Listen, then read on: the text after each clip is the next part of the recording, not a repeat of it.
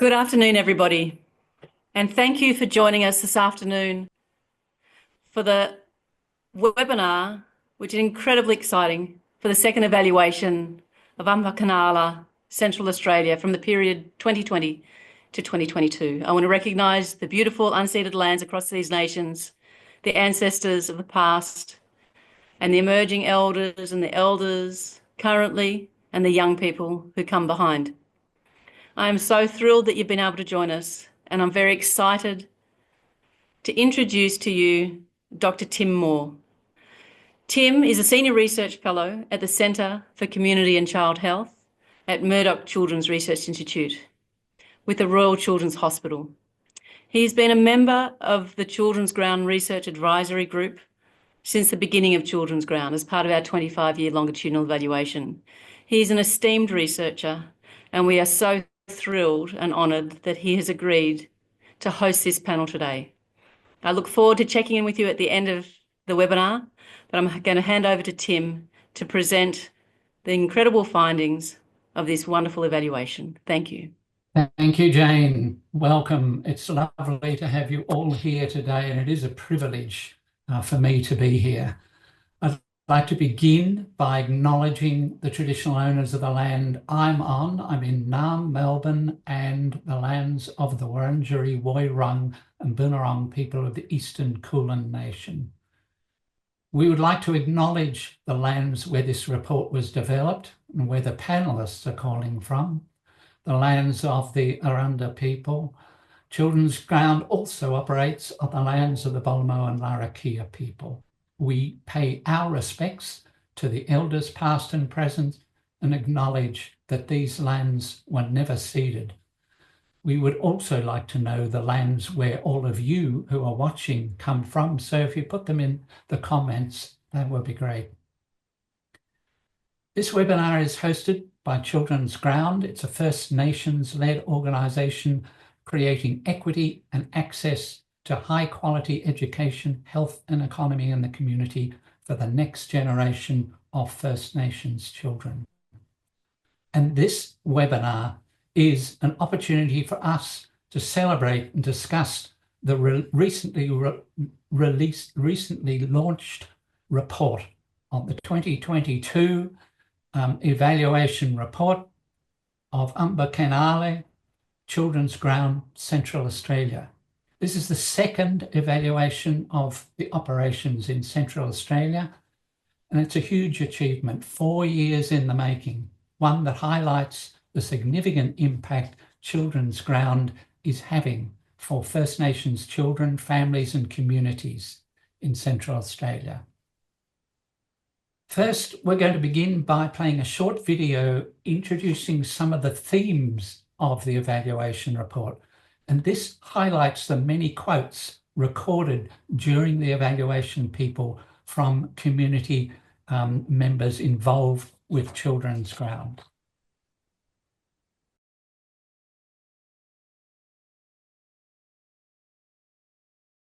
The following statements were recorded as part of research and evaluation for Ampe-kenhe Ahelhe Children's Ground Central Australia Evaluation Report 2020 to 2022. They are presented anonymously within the report, so we are reading the following quotes on people's behalf.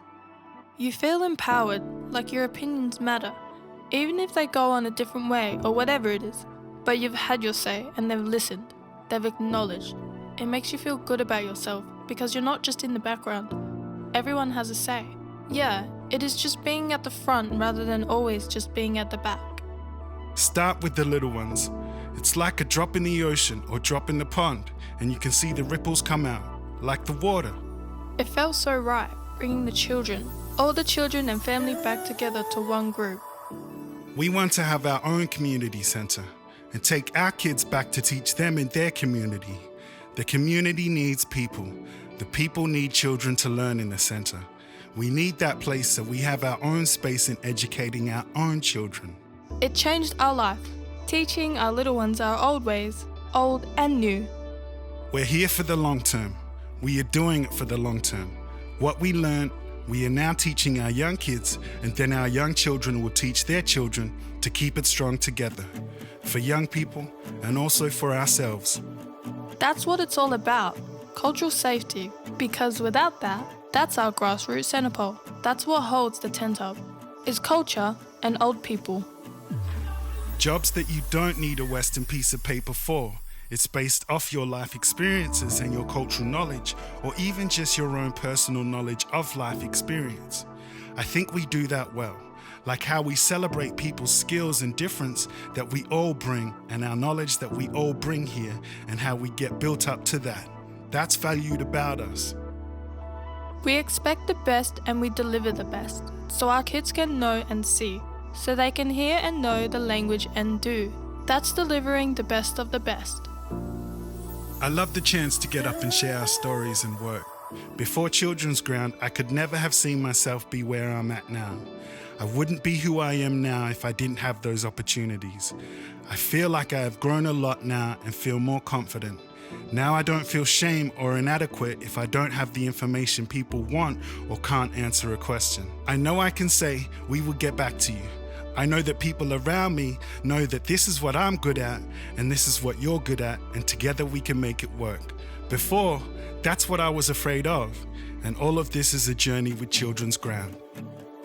These are just a few voices that we have shared with you from our lovely First Nations staff and families from across 4 communities in Central Australia. Read the full Ampe-kenhe Ahelhe Children's Ground Central Australia Evaluation Report 2020 to 2022 and discover how the building blocks for long-term change in Mapuantwa are being achieved through local First Nations solutions and talent.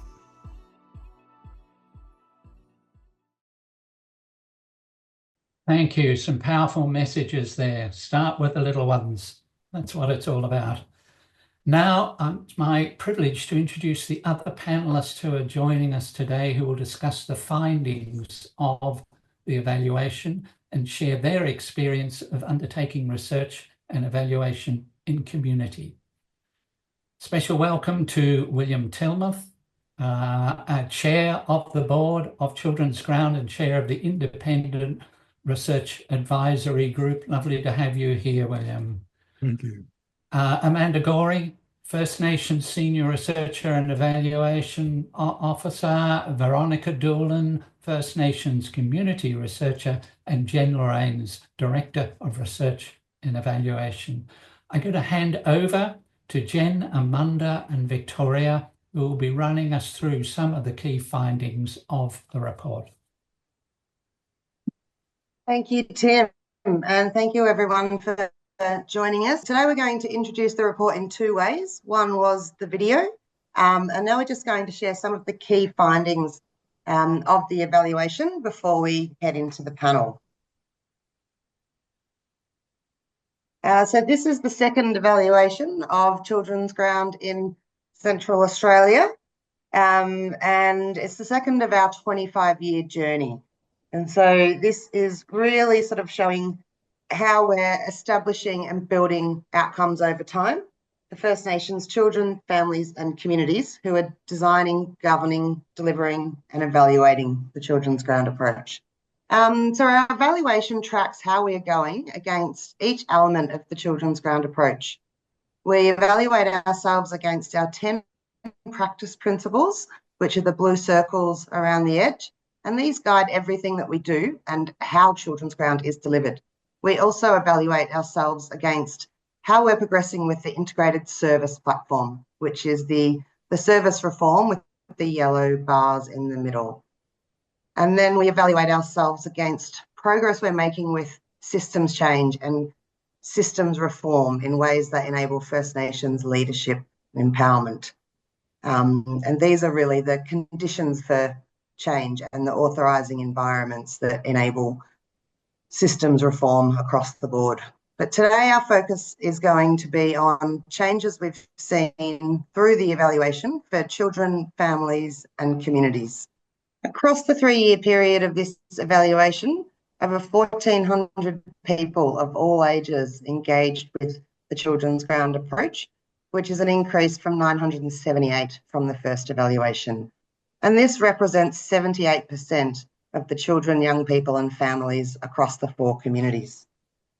What we've found overall from this evaluation is that there's now a consistent experience of early childhood, culturally centred early learning, nutrition, health and well-being, and where communities are the leaders, they're the decision makers, and where families, children are seeing their family work, sometimes for the first time.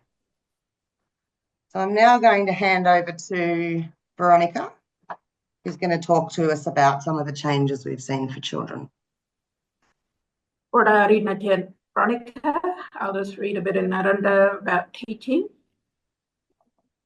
Anona ngeragal kajalandam, nganjanuna kana, anona gana, ngajala koranam, anunla nunagap, or kapam, at panaga queen, anona cherchery, amora wadam, lakanat kapam. All kids are engaging and learning. New kids are, some of the little ones who had never been are now coming along to our learning sessions. Before Children's Ground, only 14% of children 0 to 8 years had engaged in early years learning. Now that figure is 68%. This report shows that engagement in learning on country has doubled between evaluation periods. Before Children's Ground, there weren't any early learning centres in community or on country that included first language and culture learning alongside families. Data shows that the stronger a child is in cultural learning, the stronger they are in Western learning. Families are also reporting that their child's first language and culture has improved since starting with Children's Ground. Data also shows that Children's Ground with family working at Children's Ground are stronger in their cultural and Western learning. Everyone asks why more children and families are engaging. It's because families are engaged, kids feel safe and secure in their identity, language, land, kinship, respect animals on country. Identify, language, land, kinship, and respect. The number of children engaged in health promotion nearly doubled.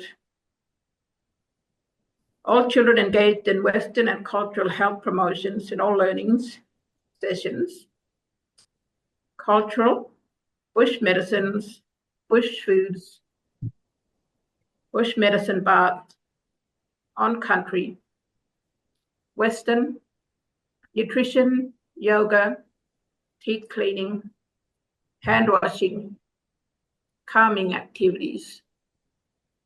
Since Children's Ground started, children's physical and emotional health and well-being is better now.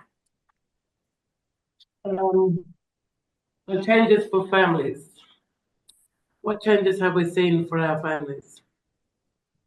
Over 500 family members engaged in alongside their children in learning and health. We encourage many family members to come to learning. For us, family has always included everyone, not just your immediate families. We have everyone involved in raising our children.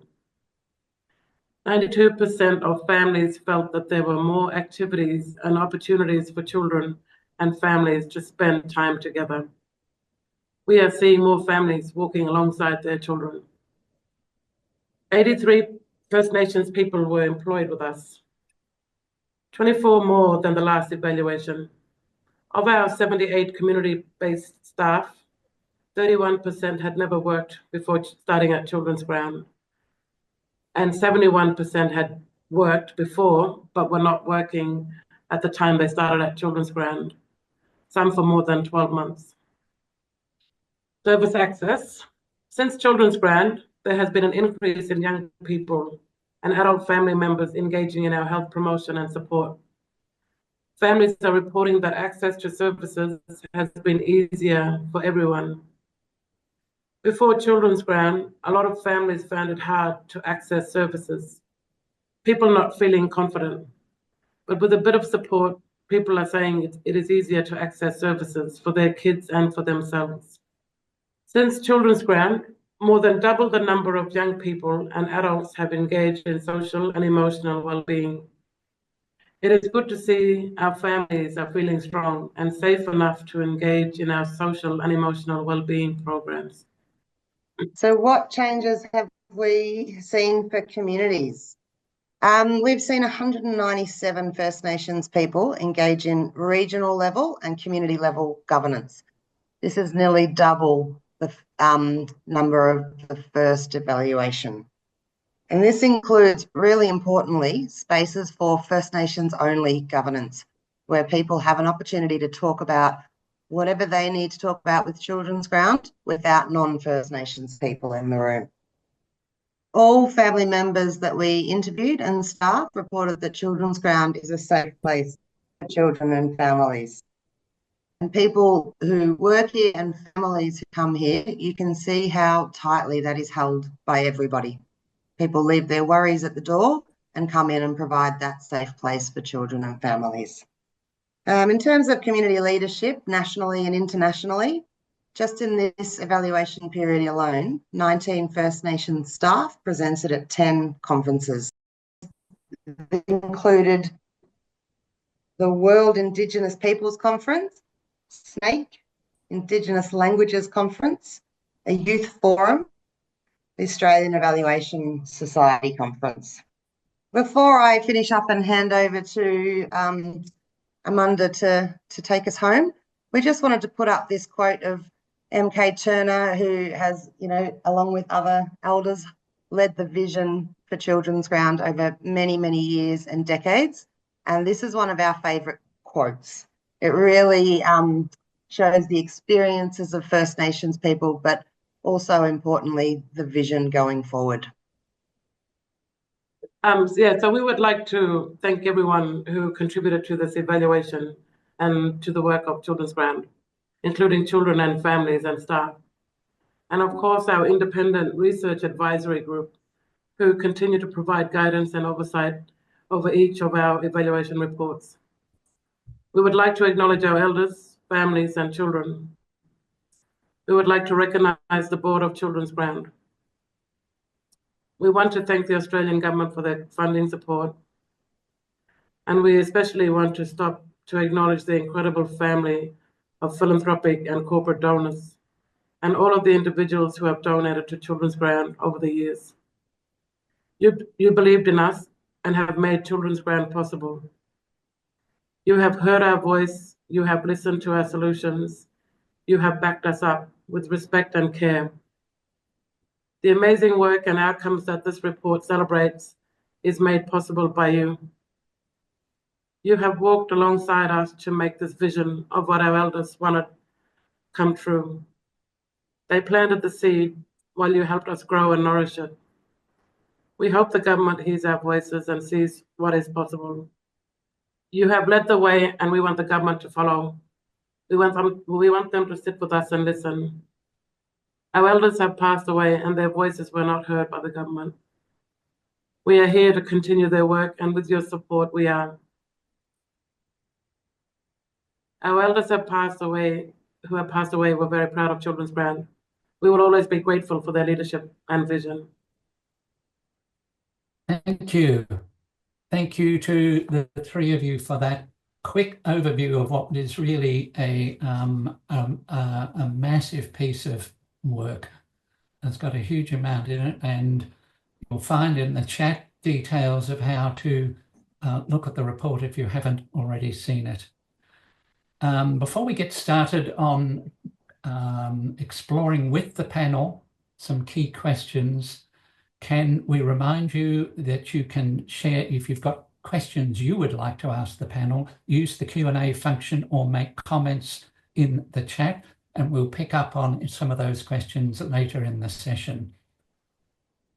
Okay, so to our panel, William, Amanda, Veronica, and Jen. Very struck by this improvement in the number of kids attending early years learning sessions. It is a big culture shift. And what does the report tell us about changes in the children who have been attending early years learning more consistently? Maybe I could start there, Dr. Tim. It's all about, like most people in the world, we vote with our feet. We go where we feel comfortable. We go where we know what's going on, where we, as Aboriginal people, we attend because it's a system that we design.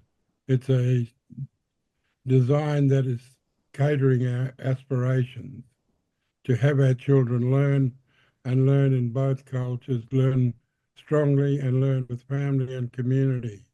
And it's common sense in the way that we do it, because we're not about taking away your culture, your identity, your language, your country and your family. We're about enhancing the foundations that you are born into as an Aboriginal child. And to me, that says a lot in the way that the response of this report indicates that children and families are performing in a way that suits them a lot better than the Western model. It's not just a building, it's a way of life. And I think that stands in good stead in regards to what this report indicates. Thank you.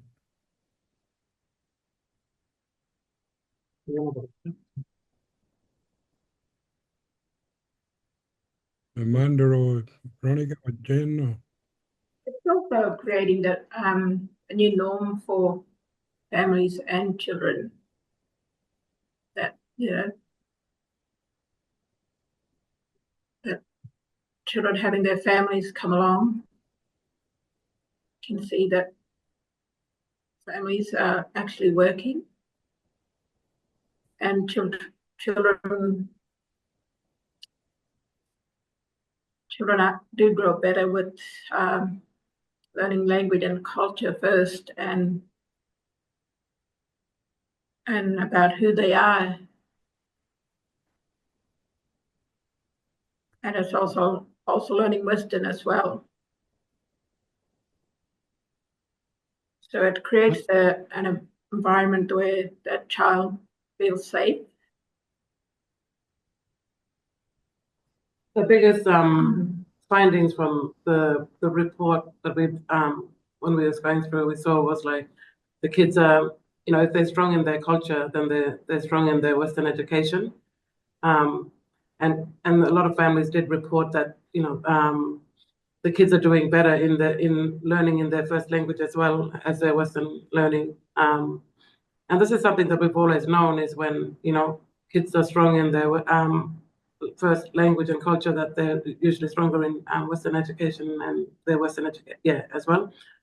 And we have more kids engaging because we have learning on country, and that's more than double since the last evaluation. And the kids' confidence levels have, you know, soared as well, because they're learning with family in sessions on country.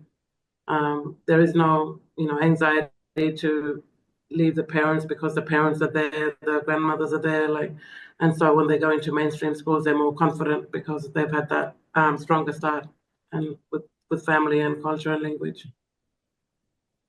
Yeah, and I also, oh, sorry, Tim, just one last bit. I also think that, you know, kids and families engaging in early learning and that number continuing to increase, both kids and families are also engaging in health promotion and a range of different types of health promotion, which is integrated into every learning session. And learning sessions can also be, we've seen them be a soft entry point for engagement in more targeted health promotion, maybe in a family group outside of a learning session, as well as sometimes a soft entry point into employment.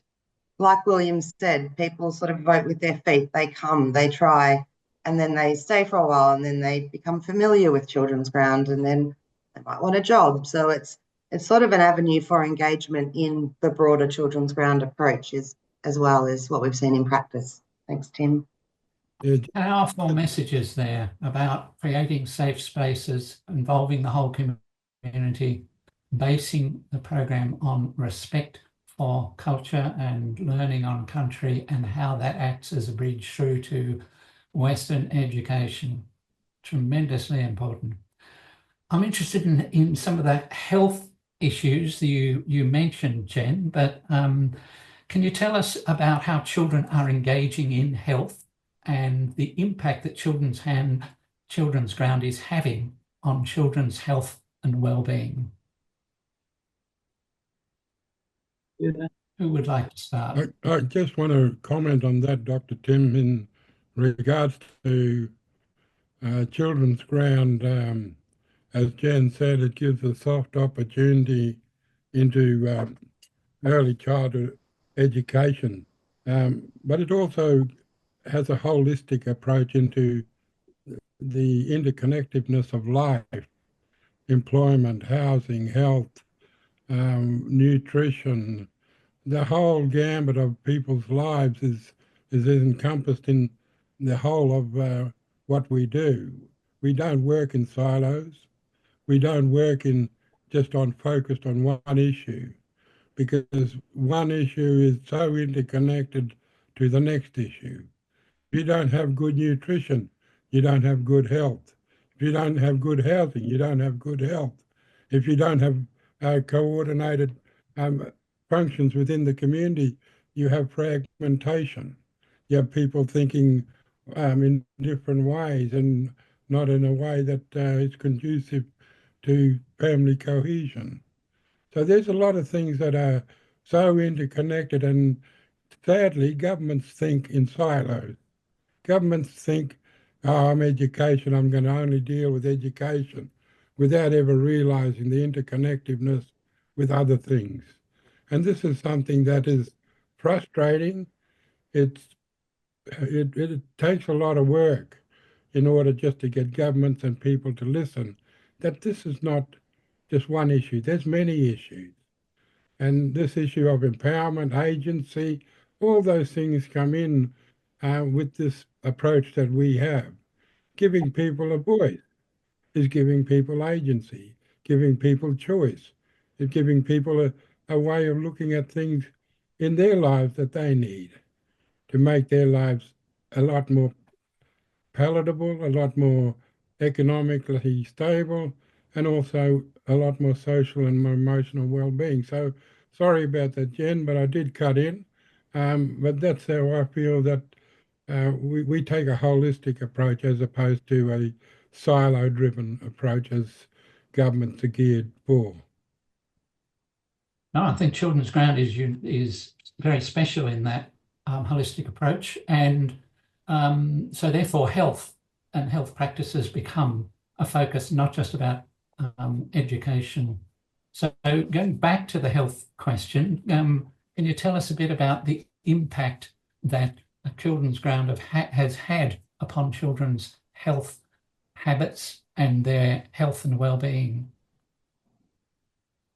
In regards to that, working upstream is very much a preventative measure. And when you want to prevent what's happening down at the crisis end of the river, where everybody is ill and in not a condition to fight for life, and working upstream prevents all that.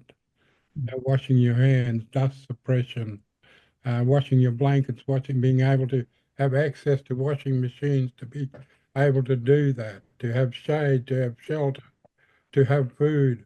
All those things impact on the outcomes that you can prevent downstream.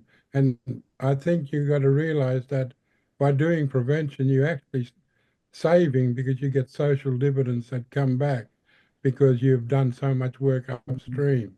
And it's sad to see that most of the dollars that flow are driven towards the crisis end of the spectrum.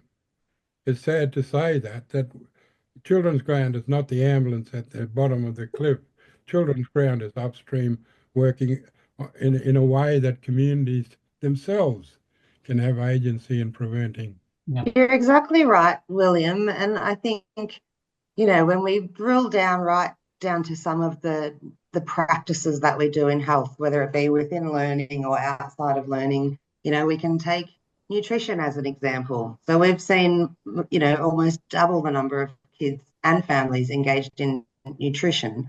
And what that looks like is always providing a healthy meal in a learning session and, through employment at work. But it's also about not just providing a healthy meal. It's about having a conversation around the ingredients in that meal and what are the nutritious parts of the ingredients, and kids and families getting involved in preparing the meal. So they're learning those skills around cooking and, the different nutritional value in the foods. And so that's kind of one small example of health, of how we drill down and make the most of an opportunity of providing a healthy meal, surrounding it with that health promotion.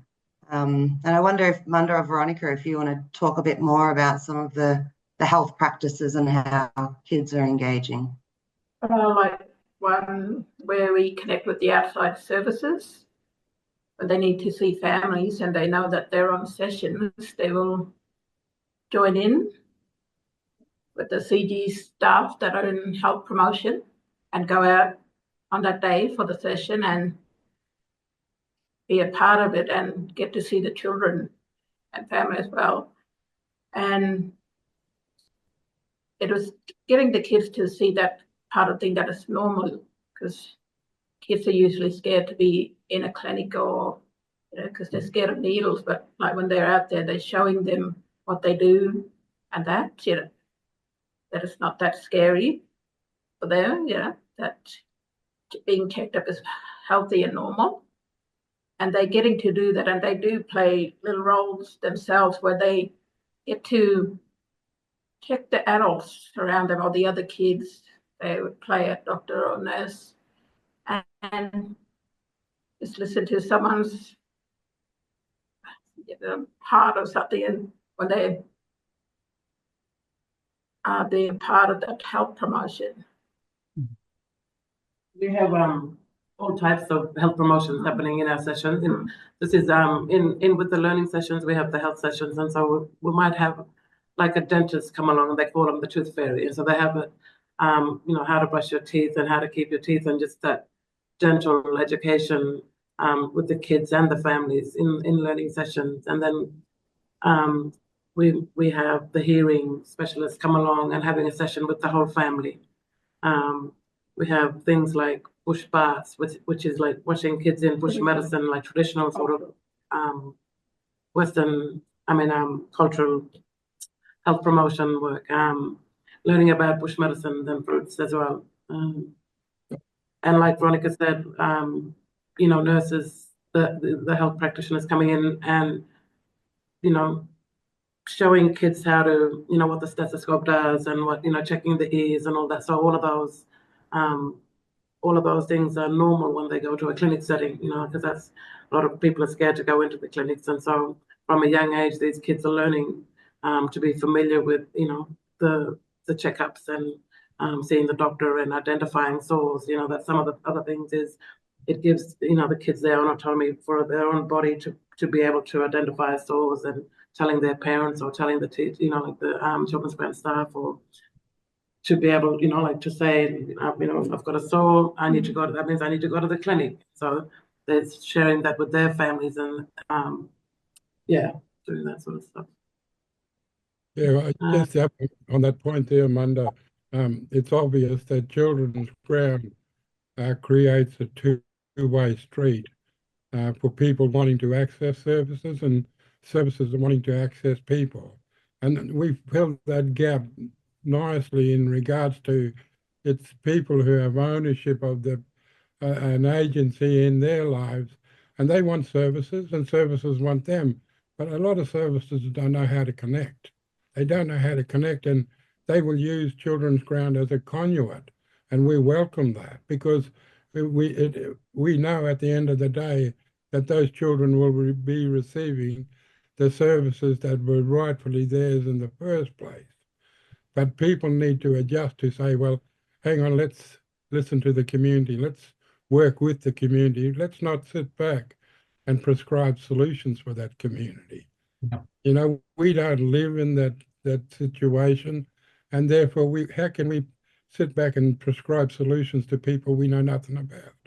Let's use Children's Ground as that conduit into a community that we want access to, and the family says, let's use Children's Ground to access those services in for us. A very So, yeah, important function, William. very important. Can I jump to something else that was picked up in the report, which is about employment? And I'm wondering, Amanda and Veronica, what impact have you seen on people who have been employed through Children's Ground, and what impact that has had on them? Well, families that are employed are from the communities around town. It has actually made a huge difference because most of the families wouldn't have worked before. So Children's Ground has given them that opportunity for employment, even like with their lived experience. And if they have cultural knowledge, they are employed for that. Because it's one of our principles here at Children's Ground is about celebrating people's ability. And since the people in those communities bring those and they come along with their children, they are employed as cultural leaders. And it actually makes a huge difference in their lives because they have something that they look forward to each day and somewhere to be. And you see that pride in Yeah. people, when, you know, like even just walking around Children's Ground, like because we work with a lot of our families, majority of the people that work at Children's Ground are our families that either we've known all their life or they've known us all our lives. And so, but, you know, since coming to Children's Ground, you see them in a different way, like their heads are held higher, like these are people that I've known all their life, and, you know, coming to work here is like being valued for their experience, you know, like their lived experience or their cultural experience or their cultural knowledge. And, you know, you can really see a difference when people are valued for their knowledge, you know, like it's not always about having an academic piece of paper, you know, people's experience and even cultural knowledge. You know, there's no way to put that on a piece of paper. And so, you know, I feel like, you know, this is the first organization that I've come to work in. I've worked in many organizations, and probably the first place that I feel like I'm valued for my experience and my knowledge. You know, we work in the research team, and, you know, like it's, for us, it's about relationships, you know, like, and not data. But then, and the thing that Children's Ground does is, you know, you might have a Western educator and a First Nations educator side by side, you know, and valuing both equally. And I think that's the you know, that's why, you know, even like staff retainment, because people feel valued and respected, and they feel like they have something to give, and they do have something to give. And it's that flexibility that Children's Ground has, which enables people to work, you know, part-time, casual, because people do come from where they live in communities with difficult situations and conditions they are in, and to have that flexibility where that they can come in and be a part of working on either different days or being out on country and working, or in the community when the sessions are on. And it's given plenty of people purpose too, you know, like I said, we've known a lot of our families, you know, for a long time, and seeing, you know, people being given a chance, and, you know, the way that they now, you know, like some of them, like, you know, just the way they walk and, you know, how they, like, you can tell the difference. And you Pride, you know. Yeah, you give someone a chance, which they've always wanted, you know, people do want to work, and you give that person a chance, they'll grab it with both hands and, you know, hold on to it and continue in what they do. And that's just that. It's actually really good to see those people, like Mother say, walk around here with pride that this is their place and they get to work here. And we have that cultural safety as well. And in terms of, the impact for families working and for children, is the short-term and longer-term impacts. And obviously the longer-term impacts are economic independence from welfare and other things. And some of the short-term impacts for people as individuals and for children that people talked a lot about through the interviews was role modeling for the next generation, for the children of, I get up and go to work, you get up and go to school or children's ground, as well as, for some kids, they're seeing family and people in their house work for the first time. So it's becoming their new model. Whereas for other kids, now that we've been going for quite a few years, they're born into children's ground. They're born into seeing their family work as their normal. And I think that has short-term benefits, but it really is a big contribution to that longer-term impact that we're looking for over time. Powerful stuff. Benefits for kids and benefits for families and whole communities.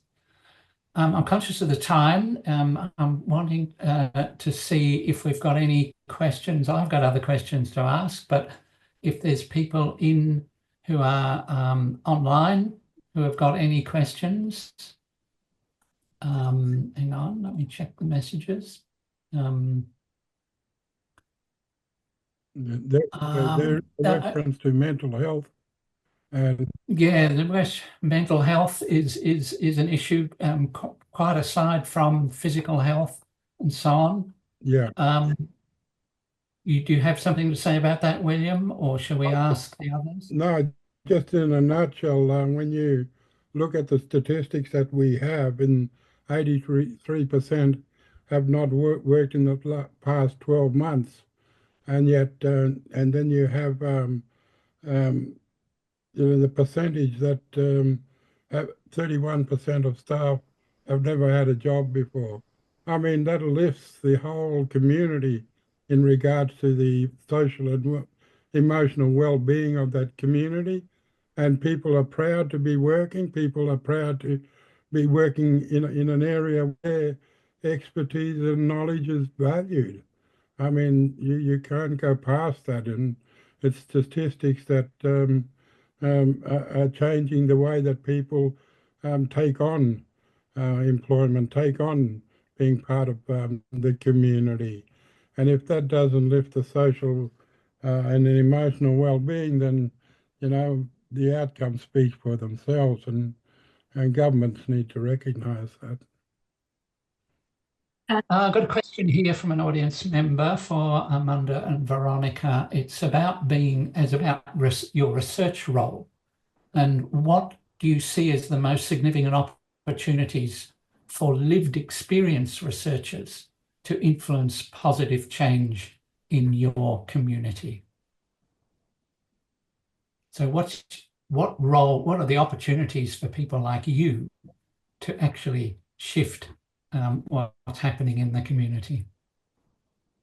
I think we're in a better position to have more deep, meaningful, like honest sort of conversations. And so when you're wanting to, for example, tell, the story, you can get your stats and data, but like if you want like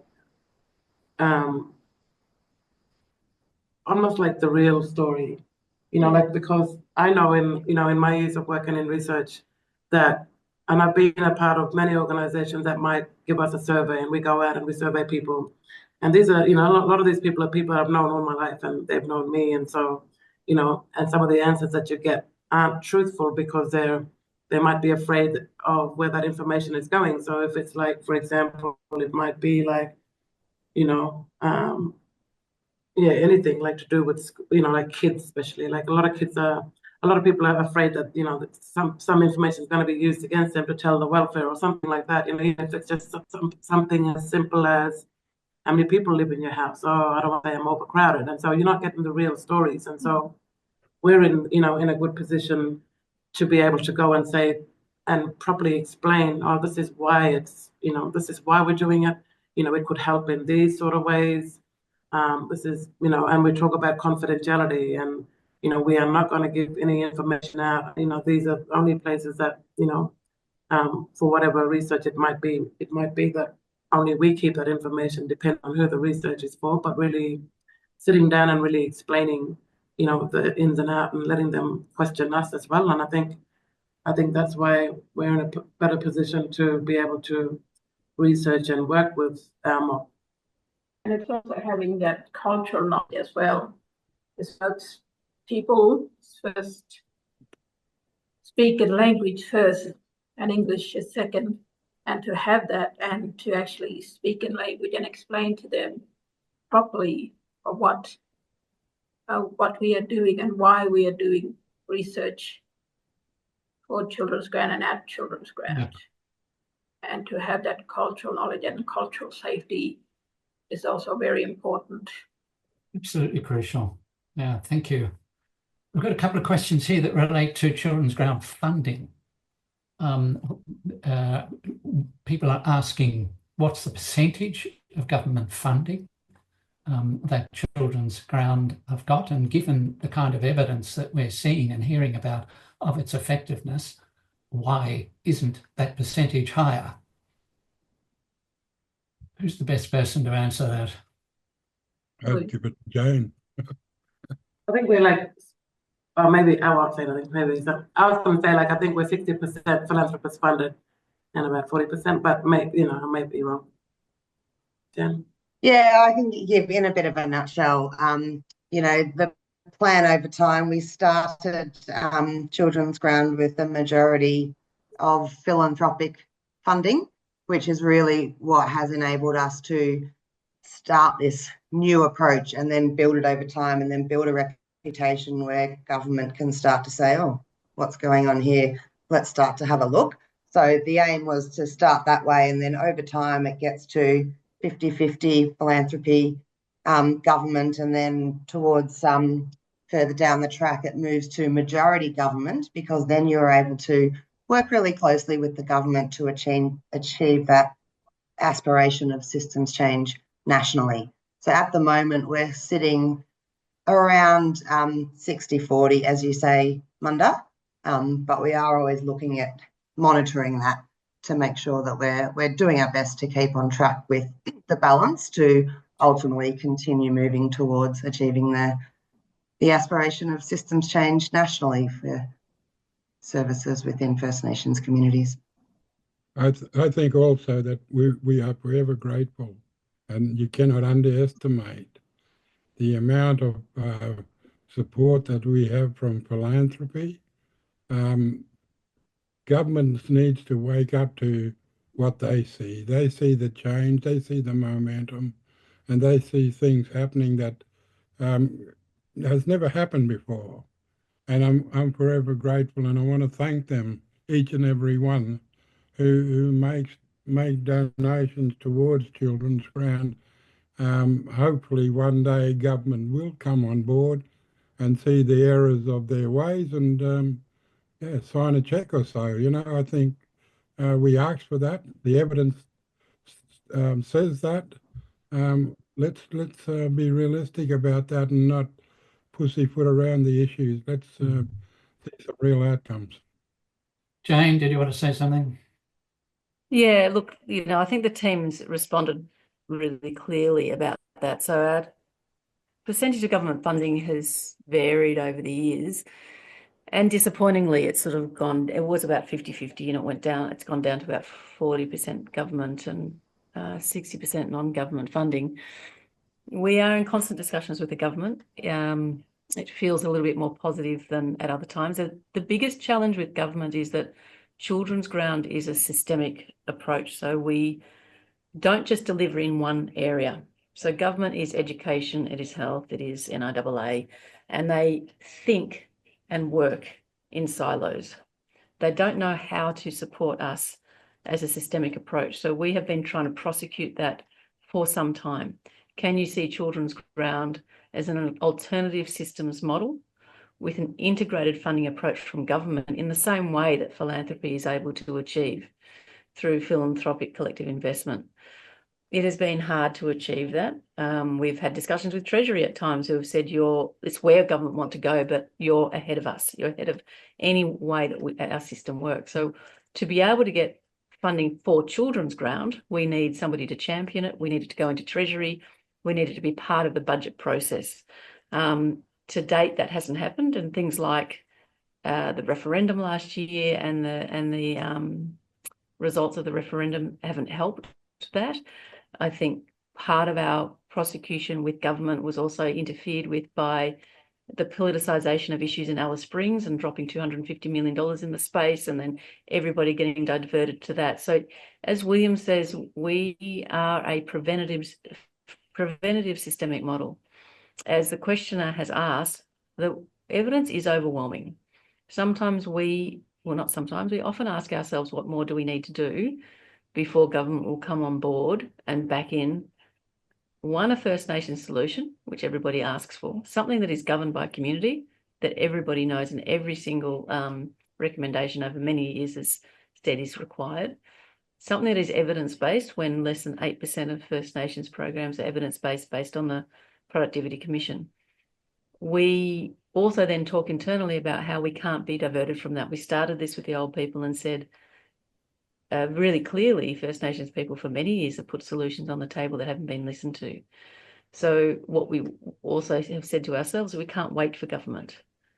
What we need to be able to do is to evidence, show the leading practice, get it supported, as Jen said, through philanthropic means, to give us the independence and the capability to show what is possible.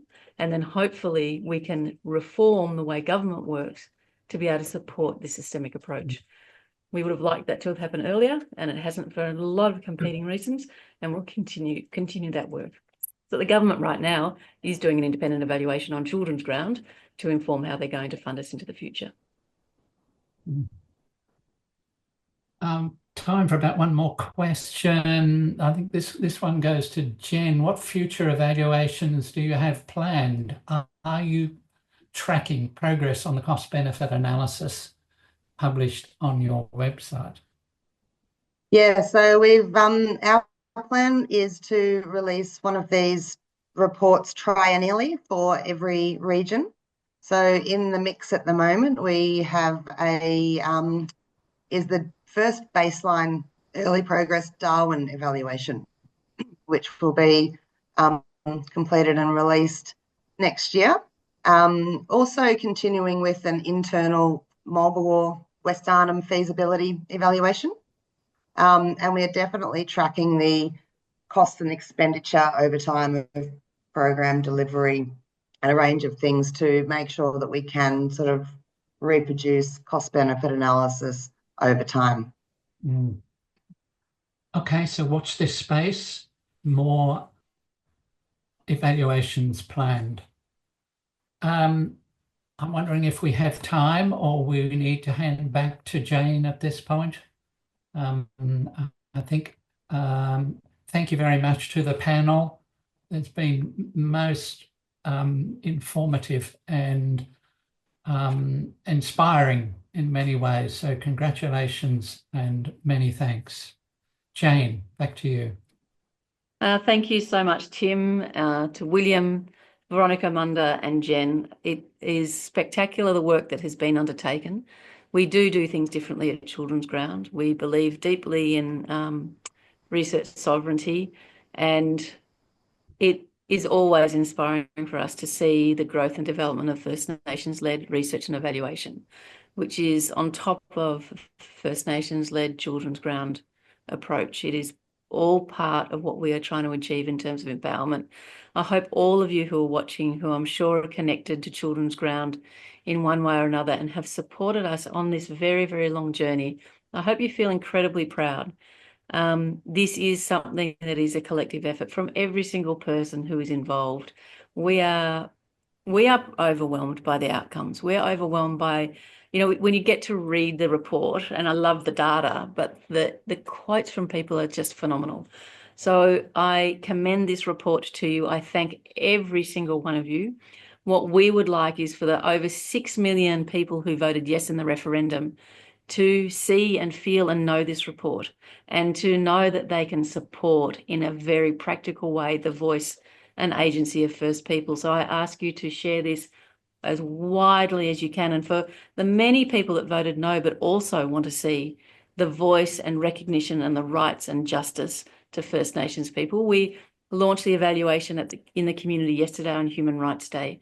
This is a matter of human rights. It is a matter of cultural and social justice in this country. And what thrills me is that we are on a journey that is delivering that justice and rights and empowerment to First Nations people, for First Nations people to lead the solutions for their communities.